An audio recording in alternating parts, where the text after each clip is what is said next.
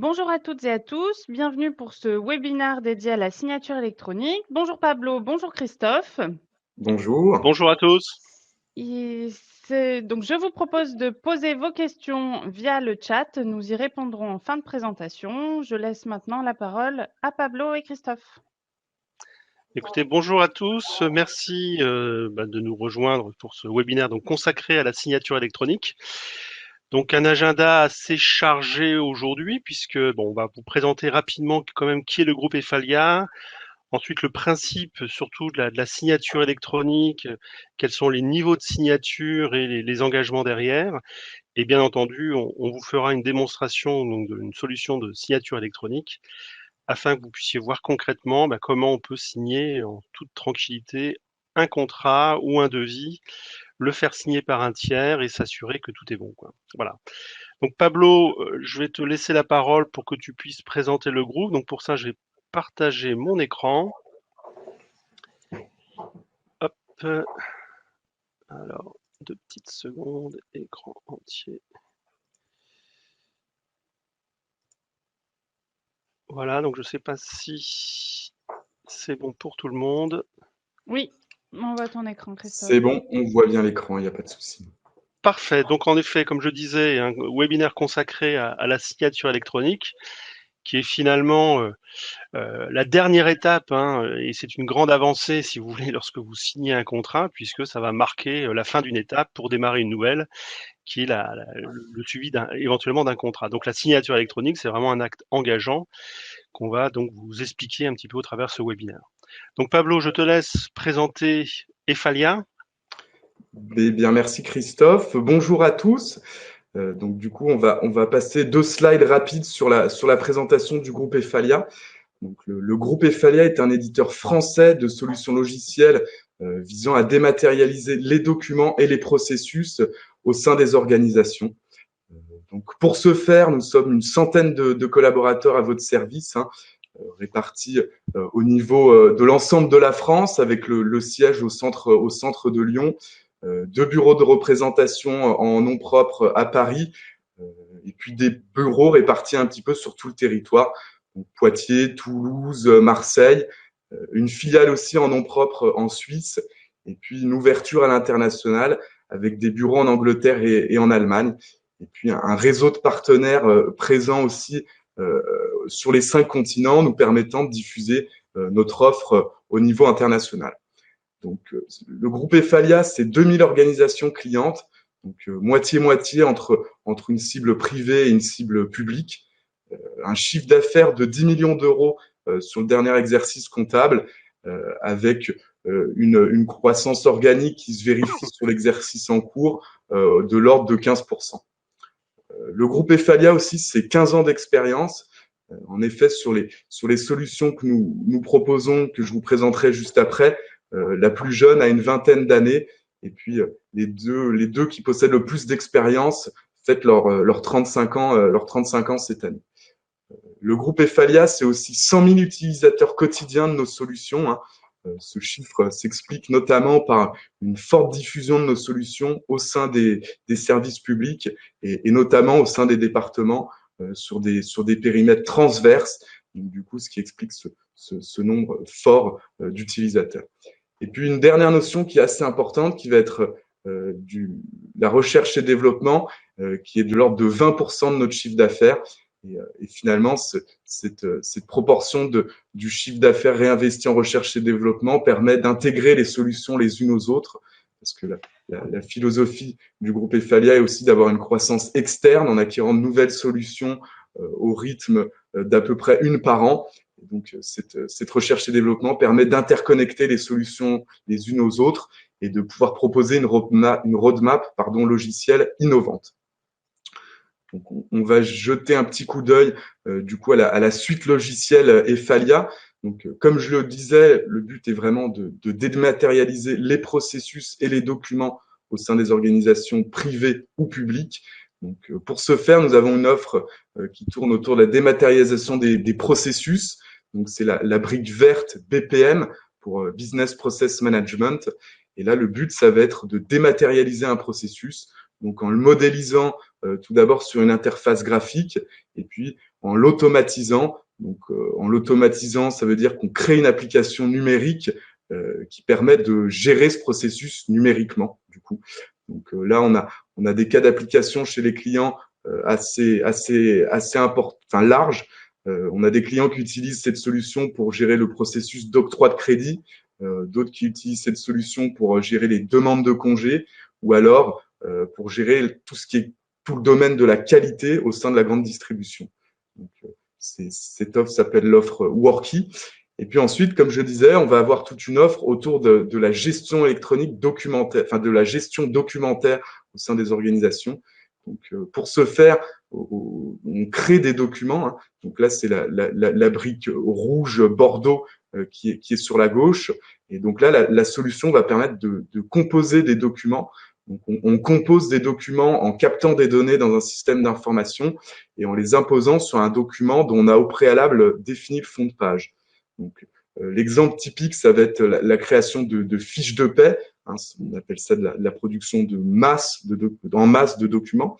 Mais on va aussi pouvoir faire de la composition unitaire, donc interactive, sur par exemple un catalogue produit, un courrier réponse, ou alors aussi personnaliser tous les documents financiers en sortie des ERP comptables des entreprises.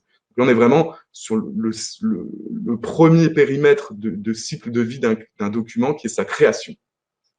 Ensuite, on va avoir l'offre GED, donc c'est la brique bleue. Et là, le but, ça va être de pouvoir gérer un document sur une interface full web également. Donc, on va pouvoir acquérir le document sur l'espace, pouvoir le modifier, le consulter et faire des recherches très intuitives sur ces documents. On va pouvoir aussi faire circuler le document au sein de l'organisation, toujours de manière numérique, et puis pouvoir, au cas échéant, archiver ce document au sein d'un coffre-fort électronique. Pour notre solution de gestion électronique documentaire. La brique rouge de signature électronique, je laisserai mon collègue Christophe en parler beaucoup mieux que moi juste après. Et puis nous avons, pour finir, une offre de GRC, donc sur la brique de droite. Et là, le but, c'est de dématérialiser la relation à la source entre une entité et un usager ou un client de l'autre côté. Donc, c'est finalement un portail collaboratif qui met en lien, comme je disais, un usager ou un citoyen. Et l'exemple le plus parlant pour tout le monde, ça peut être l'inscription des enfants à la cantine sur le portail de la mairie, faire une demande de passeport, faire une demande de rendez-vous avec l'administration. Donc, voilà un petit peu pour vous situer l'offre du groupe Efalia qui, je le répète, tourne autour de la dématérialisation des documents et des processus, pour que ce soit en organisation publique ou privée. Écoutez, j'en ai fini avec cette rapide présentation du groupe Efalia. Merci Pablo. Et je laisse Merci Pablo. prendre la suite. Merci. Ok, écoute, je prends la suite. Donc en effet, sur notre sujet qui tourne donc autour de la signature des documents, alors ce qu'on constate, et là c'est encore difficile aujourd'hui, notamment lorsqu'on n'est pas en présentiel, c'est de pouvoir signer des contrats ou des devis, et on se rend compte de la difficulté lorsqu'on est à distance. Autant signer des documents en présentiel, c'est relativement simple lorsqu'on est plusieurs. Dès que l'on est à distance, c'est un peu plus délicat, puisque il va falloir imprimer le document, l'envoyer pour signature, éventuellement par voie postale, etc., etc. Donc, complexité du fait du travail à distance, si je puis dire. Et quelquefois, on envoie carrément les documents numérisés par mail parce qu'on n'a pas envie de les faire signer, quoi. Donc, conséquence derrière tout ça, des délais de signature qui peuvent être relativement longs, et puis des tendances finalement à ne pas signer les documents, à se limiter à un simple mail de confirmation qui n'a pas de preuve finalement juridique proprement dite, quoi.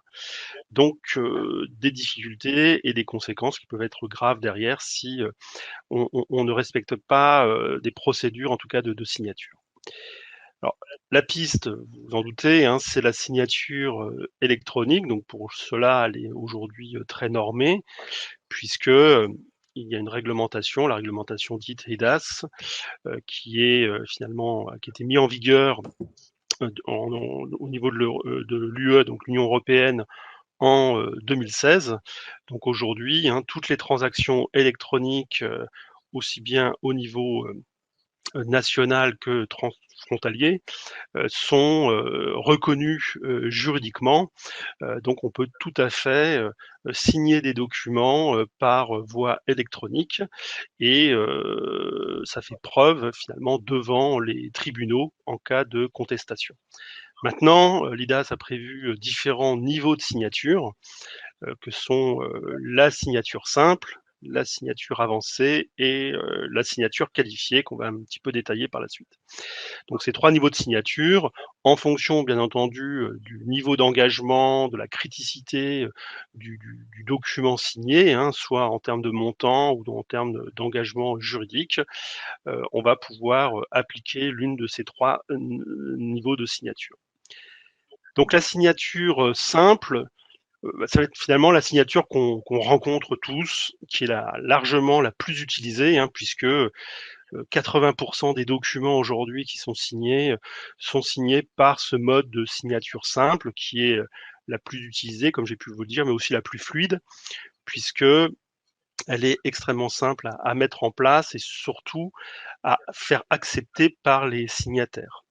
Donc ça va être utile pour 80% des documents, donc que ce soit des contrats, des devis, des factures, des contrats fournisseurs, des contrats de travail. Donc l'usage est relativement large. En revanche, l'EDAS n'a pas prévu finalement de contraintes particulières pour autoriser ou non une signature simple, c'est-à-dire qu'il n'y a pas d'engagement fort. C'est pour ça que on va l'utiliser plutôt sur donc des documents avec un risque juridique ou financier assez limité. Mais ce qu'ont prévu beaucoup d'éditeurs, et notamment la solution que je vais vous présenter, dans la mesure où il n'y a pas de contraintes particulières sur l'identification du signataire, eh bien dans la signature simple, on l'a renforcée justement pour avoir un faisceau de preuves concernant l'identification du signataire, à savoir l'envoi de la signature par email, c'est-à-dire qu'on va notifier la personne comme quoi il a un document à signer, renforcer ensuite par un code SMS et derrière de l'horodatage pour assurer l'intégrité du document. Donc on va être d'une part sur l'identification du signataire par son email et un code SMS, donc via son téléphone portable, plus intégrité du document. Ce qui permet, devant des tribunaux, de prouver, en tout cas, l'existence de ce signataire et qu'il n'y a pas eu forcément de fraude là-dessus. En revanche, ensuite, on va avoir d'autres niveaux. La signature avancée, qui elle est très dictée par l'IDAS, hein, donc elle est naturellement moins fluide, et elle va plutôt concerner des transactions financières assez conséquentes. Ça peut être du compromis de vente, par exemple, hein, qui peuvent tout à fait se faire par de la signature avancée, du contrat de crédit, etc. Là, ce qui va se passer, c'est qu'on va demander au signataire d'apporter donc la preuve de son identité, donc soit par le téléchargement d'une carte d'identité ou de toute autre pièce qui va nous permettre, en tout cas, d'identifier clairement le signataire. Donc ça veut dire une transaction un peu supplémentaire pour pouvoir apporter ce niveau de sécurité. Et ensuite, signature de la même façon, éventuellement par un code SMS ou autre. Et toujours pareil, garantir l'intégrité du document par un système de horodatage qui, comme je l'ai dit, est aussi possible en signature simple. Et le troisième niveau, qui est ce qu'on appelle la signature qualifiée, où là, son usage est assez limité et naturellement est plus contraignante, puisque ça va imposer de la part du signataire de disposer d'une clé cryptographique, c'est-à-dire que le signataire va devoir récupérer, déjà va devoir prouver son identité par une preuve en face à face, c'est-à-dire que je vais devoir, devant une autorité de certification, remettre ma pièce d'identité et en contrepartie, je vais récupérer une clé cryptographique me permettant de signer des documents. Donc généralement, c'est un peu la clé USB que l'on va mettre sur son ordinateur pour pouvoir signer des documents. Et ça concerne principalement les marchés publics, notamment tout ce qui est actes d'engagement qui vont devoir être signés par une signature qualifiée ou d'autres actes authentiques. Donc là, c'est un usage très limité et naturellement plus contraignante puisqu'on impose la part du signataire d'avoir une clé cryptographique qui a été remise par une autorité de certification. Donc contrat privé derrière tout ça, c'est une solution qui finalement est prête à l'emploi. Donc c'est un portail de signature autonome qui va vous permettre de signer tout type de documents au sein de votre organisation. Donc par un système de signature simple, mais renforcé, c'est-à-dire qu'on va systématiquement essayer de récupérer la preuve de l'identification des destinataires par leur email. Donc là, on va devoir envoyer un email au signataire, renforcé par un code SMS lors de la signature du document. Et on va assurer l'intégrité du document, comme quoi il n'a pas été modifié, soit dans les phases de signature ou après signature, par un système d'horodatage, donc de stockage. Donc il faut savoir que on garantit cette intégrité pendant 10 ans, puisque nous allons conserver ces documents, en tout cas les preuves de signature, je dis pas le document lui-même, mais les preuves de signature, donc dans les logs techniques, pendant 10 ans. Et la signature, c'est une signature de type PADES, donc visible directement dans un lecteur Acrobat Reader, par exemple, pour pouvoir visualiser la signature du signataire.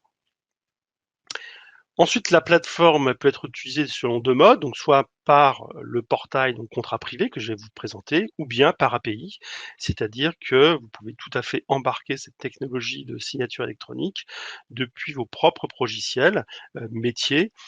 Bien entendu, nous l'avons fait, nous, concernant nos offres logicielles, que ce soit nos offres de GED ou de Workflow. Alors, ce qu'il faut comprendre, c'est que la dématérialisation et notamment la signature n'est qu'un maillon de toute la chaîne de la démat. Si on reprend un petit peu un processus classique de contractualisation, vous allez d'une part élaborer une offre, d'autre part éventuellement définir un processus de validation de cette offre, enchaîner ensuite sur une signature pour arriver jusqu'à l'archivage.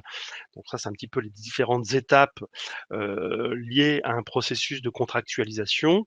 Et bien face à chaque étape, on va être en mesure éventuellement d'apporter une solution qui vont bien entendu s'enchaîner les unes derrière les autres, ou donc avoir une solution unifiée, comme l'a pu le dire Pablo, que ce soit la composition interactive de contrats, les processus de validation donc par des solutions de workflow, la signature, ce que je viens de vous présenter à l'instant, et puis la GED ou le coffre-fort numérique pour le stockage. Voilà.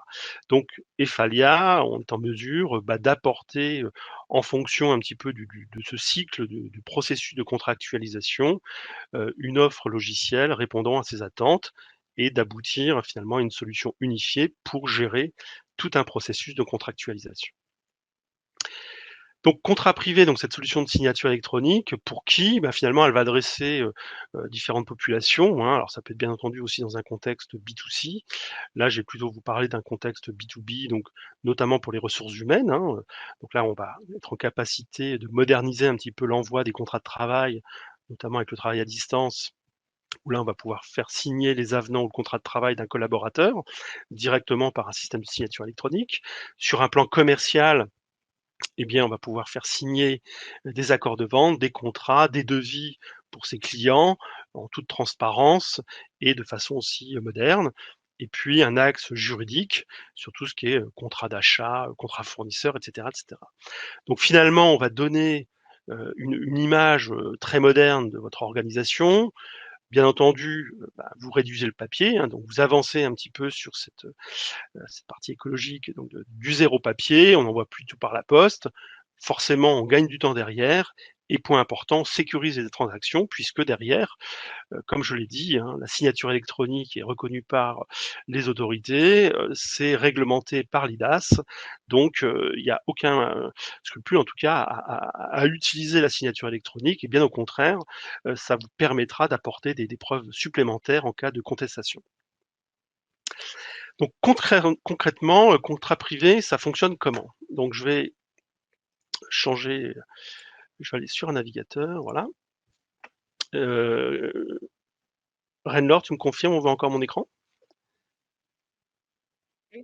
Allô, Tout à allô? fait, tout à fait. Ah oui.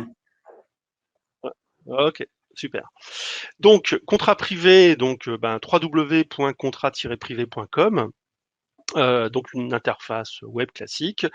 Je vais me connecter avec mon profil pour pouvoir donc démarrer une session de signature. Donc vous pouvez acheter des jetons de signature. Hein. Vous pouvez démarrer à 100 jetons, 1000 jetons, 10 000 jetons. Je pourrais vous exposer à peu près la tarification après.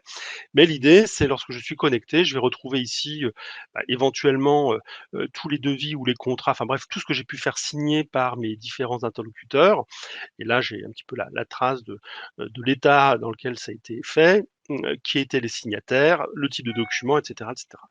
Donc, si je veux faire signer un nouveau, euh, un nouveau contrat, eh bien, je clique ici et je vais choisir un petit peu le modèle qui m'intéresse. Donc, on vous propose des modèles de signature. Et moi, ce qui m'intéresse, c'est par exemple, de co-signer un devis avec Pablo, donc qui est finalement mon client. Donc, je vais ouvrir ceci. Donc, j'ai la possibilité donc de glisser-déposer le document que je souhaite signer et puis mettre éventuellement des annexes. Donc, on va faire cela. Donc là, je vais prendre par exemple ici, j'ai déjà préparé un devis que je vais glisser ici. Et puis, je vais mettre éventuellement une annexe qui est une plaquette commerciale. Voilà. Donc, j'ai inséré dans mon système, d'une part, le devis que je souhaite faire signer et puis une plaquette. Étape suivante. Hop là, petit souci, excusez-moi, j'ai dû rafraîchir. Voilà. Étape suivante, je vais maintenant, comme je suis en co-signature, j'ai ici mon nom, puisque je serai donc l'un des signataires, et puis je vais demander donc à Pablo, alors est-ce que je l'ai dans ma base? Voilà, Pablo Rosset. Voilà. Donc je vais demander à Pablo d'être aussi un signataire. Donc là, je remplis son prénom, son nom, son numéro de portable, son adresse email, et puis éventuellement quelle société est concernée par cette signature. Donc là, vous allez remplir les différents signataires en précisant systématiquement son email qui est obligatoire et son numéro de portable. Hein. On ne peut pas signer de documents sans numéro de portable. C'est un avantage, hein, ou peut-être un inconvénient, en tout cas c'est un avantage de la solution, c'est de s'assurer que eh bien, j'ai bien, en tout cas, entre l'email et le numéro de portable, identifié cette signataire et que si Pablo signe, il y a de grandes chances que ce soit bien lui, quoi. Donc, on essaye d'avoir un faisceau de preuves concernant ce signataire. Étape suivante. Donc, je peux éventuellement rajouter de nouveaux signataires si je le souhaite, donc faire de la co-signature en parallèle avec 5, 10 signataires possibles. Ensuite, j'ai mon mail d'accompagnement. Donc là, je vais pouvoir changer un certain nombre de rubriques. Hein, voilà, vous trouverez ci-joint le document à signer. Donc, on va plutôt mettre ici le devis à signer, ainsi que l'annexe, etc., etc. Donc là, vous pouvez tout à fait changer le texte concernant l'email et on retrouve ici la liste des signataires, à savoir Christophe Bastard et Pablo Rosset. Les différents documents qui vont être envoyés pour signature, sachant que l'annexe ne sera pas signée, c'est simplement le devis qui lui sera signé. Et j'envoie. Donc à partir de ce moment-là, moi, dans mon tableau de bord, je vois que donc il y a 2 signataires hein, pour ce système-là. Pour l'instant, Christophe Bastard et Pablo, et ni l'un ni l'autre n'ont signé ce document. Donc au niveau de la messagerie, donc je vais laisser Pablo signer, mais moi je vois typiquement que j'ai reçu ici un email que vous voyez peut-être à mon écran, où vient de déposer un nouveau devis, voilà, et il va falloir que je signe, bien entendu, ce document. Donc je vais laisser Pablo éventuellement déjà signer, et quand tu es prêt, tu me le diras, Je suis Pablo. en train, j'ai cliqué sur approuver et j'attends le Donc là, vous voyez que là, il est en non signé pour le moment. Donc il est passé de non lu à non signé. Et quand tu auras, donc Pablo, reçu ton SMS, J'ai bien rentré le code PIN reçu par SMS et j'obtiens un message. Félicitations, vous avez signé le contrat. voilà. Donc maintenant, je vois que dans mon interface, vous voyez que Pablo a bien signé le 12 mars 2021 à 11h25. Moi, je vais faire la même chose de mon côté. puisque comme j'ai pu vous le montrer, j'ai reçu aussi de mon côté, moi, donc l'email que vous voyez ici, c'est l'email qu'a reçu Pablo, donc je vais cliquer ici. Et donc, en tant qu'interface utilisateur, on me présente ici le devis que je dois aussi signer.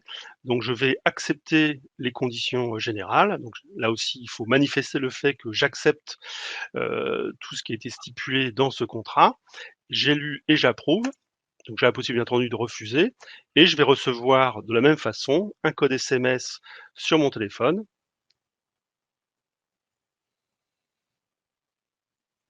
Alors, je vais le prendre. Voilà. Donc, il s'agit de 3561. Donc, je le note. 3561. J'ai lu et j'approuve ce contrat. Et par conséquent, maintenant, les documents voilà, sont signés. Donc, félicitations. J'ai l'ensemble des informations. Et si je retourne, donc je vais fermer éventuellement cet élément. Je retourne ici. Si Christophe Bastard va sur ses contrats, j'ai bien maintenant, vous voyez, un devis, le devis donc 44 264 qui a été signé et par Pablo et par Christophe, donc tout est bon. Bien entendu, j'ai un accès aux documents, donc on va le regarder éventuellement. Donc systématiquement, vous recevez aussi une alerte par email précisant que l'ensemble des documents ont été signés, et c'est ce que j'ai reçu ici. Félicitations, le devis du 12/03 est maintenant clôturé, c'est-à-dire que l'ensemble des signataires ont bien signé ce document. Donc là, ce que je vous disais tout à l'heure, hein, on conserve, nous, pendant 6 mois, le document dans nos bases, bien entendu, d'archives, mais en revanche, on conserve pendant 10 ans tous les logs de signature, permettant éventuellement de retrouver ces preuves de signature si il y a conflit par la suite. D'accord ? Par contre, rien ne vous empêche de télécharger ensuite le document signé sur votre poste, ce que je vais faire ici, et l'ouvrir avec Acrobat. Et on va voir que dans le document, on a d'une part, donc je retrouve ici le document d'origine, hein, plus, on va descendre. Voilà, donc là, on a donc le cachet qui a été stipulé donc dans le document. Donc on vient rajouter une page supplémentaire avec la signature de Pablo, plus ma signature, en canchant bien entendu une partie des éléments du téléphone. D'accord? Donc ces informations sont directement sur le document. Donc ne faites pas attention, parce que là j'utilise une plateforme de test, hein, mais en tout cas dans le panneau de signature, on va retrouver les différents éléments éventuellement concernant le détail du certificat et notamment par ChamberSign, puisque on passe par ChamberSign pour tout ce qui est signature de contrat et horodatage concernant ce document. Donc il est horodaté, c'est-à-dire que même si on le modifie par la suite, on aura la preuve de cette modification et donc bien entendu la signature ne sera pas valable. Voilà, donc j'en ai terminé pour cette démonstration. Je vais juste revenir sur. Donc vous voyez que c'est extrêmement simple, hein. L'usage de la plateforme vous permet donc d'aller extrêmement simple sur la signature. Vous glissez-déposez un document, vous stipulez les signataires et derrière vous récupérez les documents signés. Chaque signataire, bien entendu, peut récupérer les documents. Donc Renlaure, je vais peut-être t'inviter à voir si nous avons des questions. N'hésitez pas à poser vos questions via le chat. Nous venons d'en recevoir une concernant le certificat dont tu parlais. Christophe, est-ce que tu peux nous en dire un petit peu plus? Donc en effet, on s'appuie sur ChamberSign hein, pour le certificat. Donc comme je l'ai dit, on ne demande pas de certificat côté utilisateur puisque on n'est pas sur de la signature qualifiée nécessitant donc une clé cryptographique. Donc là, c'est directement l'horodatage du document qui fait preuve de la signature finalement et de l'intégrité surtout du document. Après, dans la mesure où on envoie un code SMS, donc tous ces faits de preuve sont garantis dans les logs, ce qui vous permettrait au cas où, en cas de contestation de cette signature, d'apporter devant les tribunaux et les logs techniques de signature, plus le redatage du document, prouvant en principe que cette personne avec tel numéro de téléphone plus tel email était bien monsieur ou madame untel. Mais en effet, on n'est pas sur ce qu'on pouvait appeler auparavant, hein, qui n'existe plus aujourd'hui, la RGS 2 étoiles. On est vraiment sur de la signature simple qui, comme j'ai pu le stipuler, couvre 80% aujourd'hui des documents que vous pouvez Merci signer. Christophe. Alors, je vais laisser le temps à tout le monde de poser leurs questions via le chat. Peut-être nous pourrions parler du système de fonctionnement de cette signature avec les jetons. Oui, alors en effet, vous pouvez donc tout à fait tester contrat privé. Donc vous avez 10 jetons de signature que vous pouvez donc tout à fait utiliser sur notre plateforme. Donc il suffit de s'inscrire sur la plateforme donc contrat privé et vous aurez directement 10 jetons de signature au démarrage. Donc vous pouvez tester et utiliser gratuitement. Ensuite, on a des packs de signatures. Donc typiquement, si ensuite vous voulez racheter 10 signatures, eh bien c'est 25 €. Un pack de 100 signatures, c'est 200 €. Et puis 1000 signatures, nous sommes à 1500 €. Et 10 000 signatures, ce sera 10 000 €, donc là 1 € la signature. Donc vous pouvez démarrer par une centaine de signatures, hein, si vous avez à peu près ce volume de signatures, qui vous coûtera donc 200 €. Donc c'est un usage et une durée illimitée, hein, donc vous n'êtes pas contraint d'utiliser ces 100 signatures dans le mois ou dans l'année. Elles sont acquises, je dirais, à vie. Vous pouvez les utiliser quand vous voulez. Et à chaque signature, on décrémente finalement ce compteur. Et dès que vous arrivez à 0, ben, vous pouvez racheter bien entendu des packs de signatures. Donc je vous incite éventuellement à tester avec les 10 signatures gratuites qu'on vous offre, voir un petit peu le ressenti même auprès de vos clients et ou fournisseurs.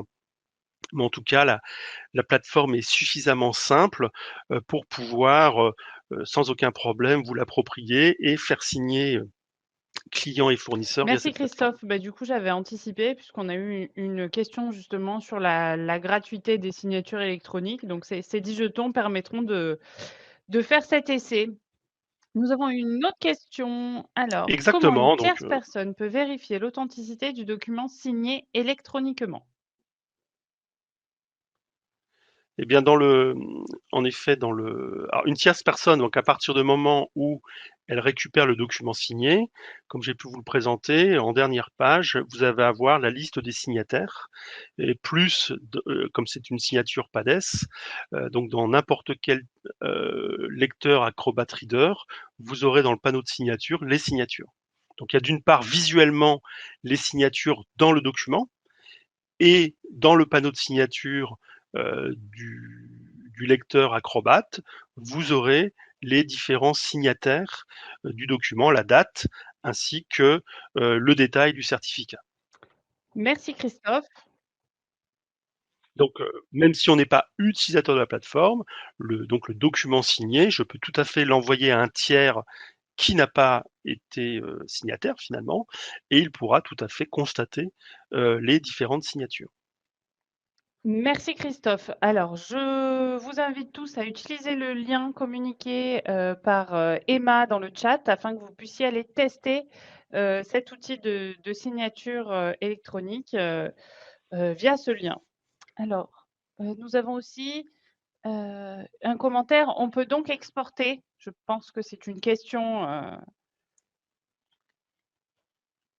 Tout à fait. Donc les documents, donc dès qu'ils sont signés, vous recevez un email et vous pouvez tout à fait télécharger le document signé pour alors soit le stocker dans votre propre système de jet par exemple, hein, ou autre, ou bien le laisser sur la plateforme si vous le souhaitez. Mais en tout cas, nous conservons les documents signés pendant 6 mois. Libre à vous, bien entendu, de les récupérer directement sur votre propre système. En revanche, j'insiste, nous gardons pendant 10 ans les preuves de signature de ces différents documents. Merci Christophe. Alors, nous avons répondu aux différentes questions. Bah non, il y en a d'autres qui arrivent. Existe-t-il un connecteur entre multigeste et contrat privé? Tout à fait, absolument. Donc, ce contrat, enfin ce connecteur, c'est MGSign qui permet en effet, depuis Multigest, de signer des documents par la plateforme contrat privé. Donc de pouvoir faire signer des tiers via le portail de signature et de récupérer automatiquement le document signé stocké en GED au sein de Merci Multigest. Christophe. Une autre question. Vous gardez les traces des signataires pendant 10 ans. Comment garder ces traces si on a besoin de garder plus longtemps?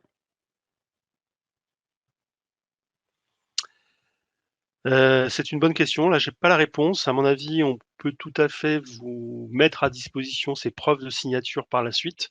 Mais en effet, ça ne fait pas partie de la plateforme. On les garde pendant 10 ans, qui est un petit peu la durée légale, si je puis dire. En revanche, si vous voulez les garder plus longtemps, dans ce cas-là, je pourrais vous apporter la réponse et sous quelle forme on peut vous remettre à disposition ces preuves de signature. Merci. Alors. J'attends quelques instants parce que parfois il y a un petit décalage entre le moment où la question est posée et où elle apparaît dans le chat. Pour l'instant, nous n'avons plus de questions. Est-ce que vous avez d'autres informations à ajouter? Christophe, Pablo? Non, je souhaitais simplement, voilà, vous donner un éclairage sur la signature, donc qui peut être, comme son nom l'indique, très simple. En tout cas, elle l'est par cette plateforme. Ça permet vraiment là de dématérialiser très très rapidement vos systèmes de signature et surtout de faire signer des tiers sans déplacement et en plus aujourd'hui avec ces problèmes de pandémie hein, où le présentiel est extrêmement réduit. Donc, je vous invite vivement à, voilà, à expérimenter un peu cette plateforme. Vous avez 10 jetons gratuits, donc n'hésitez pas à faire signer éventuellement des documents auprès de vos fournisseurs ou clients et d'avoir un retour. Voilà, la meilleure façon d'essayer, c'est de tester. Bien, écoutez, s'il n'y a plus de questions, merci pour votre présence, merci pour les questions. Et puis, de toute façon, nous organisons très très régulièrement des webinaires sur la démat en général. Donc, les prochains seront notamment sur de l'onboarding RH, par exemple, ou sur d'autres sujets liés à la JET, par exemple. Donc, n'hésitez pas à suivre notre chaîne sur Webikeo pour être maintenu sur l'actualité du groupe et les webinaires que l'on Alors, organise on a une assez question de régulièrement. dernière minute. Bonjour, peut-on détailler un peu plus la différence entre signature simple et signature avancée? Alors, signature simple, comme je l'ai dit, il n'y a pas de règles précises sur, en tout cas, l'identification du signataire. Donc, l'EDAS n'impose rien. En gros, on peut tout à fait dire j'ai fait une signature électronique en simplement cochant une case. Voilà. Ce que font bon nombre d'éditeurs sur la signature simple, c'est de l'avoir renforcée, donc comme j'ai pu le dire, par un envoi d'email plus code SMS afin de réunir toutes les preuves sur l'identification du signataire. Sur la signature avancée, par contre, elle est très réglementée, puisque dans la réglementation IDAS, où là, ça impose l'horodatage, donc là, l'intégrité du document, ce qui est fait, comme je l'ai pu le dire, sur la signature simple, mais c'est pas une obligation. Donc horodatage plus identification du signataire, donc c'est-à-dire qu'à un moment ou à un autre, il va falloir récupérer la preuve du signataire, donc par une zone de téléchargement, par exemple, récupérer sa carte d'identité pour pouvoir s'assurer que celui à qui on va envoyer éventuellement le document signé, on ait bien la preuve que par la remise d'une carte d'identité, que c'est bien l'individu en question. Donc ça nécessite de garder aussi hein, cette carte d'identité. Donc voilà, donc il y a des contraintes supplémentaires que n'impose pas la signature simple. Donc c'est pour ça que je dirais que 80% des documents d'entreprise sont signés par la signature simple renforcée et les autres actes, donc soit qualifiés ou pour la signature avancée, c'est un usage plus restreint et notamment la signature qualifiée puisque c'est plutôt sur les marchés publics. Merci. Écoute, il y a d'autres questions qui arrivent. Une photo du document signé est-elle valable?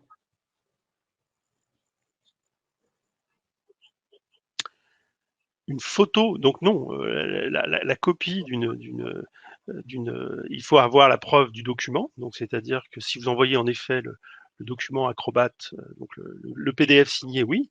En revanche, une simple photo du document maquillé n'est pas une preuve en soi, finalement, de la signature. Alors, merci Christophe. Peut-on utiliser ses propres certificats ShamberSign et les apposer au travers de votre outil?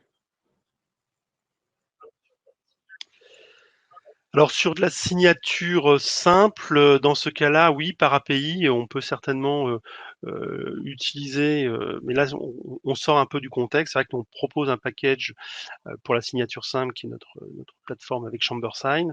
Maintenant, c'est toute la valeur ajoutée du système, hein, donc c'est aussi son intégrité. Si on doit passer par un autre système de redatage, là, ce sera plus en lien avec nos autres solutions que l'on a déjà fait, hein, pour faire de la signature avec d'autres systèmes, puisque nous sommes ouverts avec d'autres systèmes de signature électronique. Et on n'est pas exclusif avec contrat privé, mais ce sera plutôt en lien avec nos autres outils finalement, hein. Mais la plateforme contrat privé a pour vocation d'être voilà, packagée, portail simple de signature avec ses propres certificats. En revanche, comme j'ai pu le dire, elle peut être utilisée par API. Donc, et là, de la même façon, on utilisera nos certificats ShamberSign. En revanche, si on l'a fait par nos propres outils, de s'interfacer avec d'autres solutions de signature, qui n'est pas forcément contrat privé, quoi. Et donc, dans ce cas-là, on utilise d'autres systèmes de Très certification. bien, merci. Écoute, nous sommes arrivés au bout des questions cette fois. Je crois que cette fois, c'est la bonne. Merci beaucoup, Pablo. Merci, Christophe, pour cette démonstration. Et puis, n'hésitez pas à vous abonner, à nous suivre ou à aller voir les replays de certains webinars, notamment tout à l'heure concernant Multigest et l'outil de signature. Donc, si vous avez des questions, n'hésitez pas et au plaisir de vous revoir pour un prochain webinar. Merci beaucoup, bonne journée. Merci à Au revoir. vous, à très Au bientôt. revoir. Au revoir.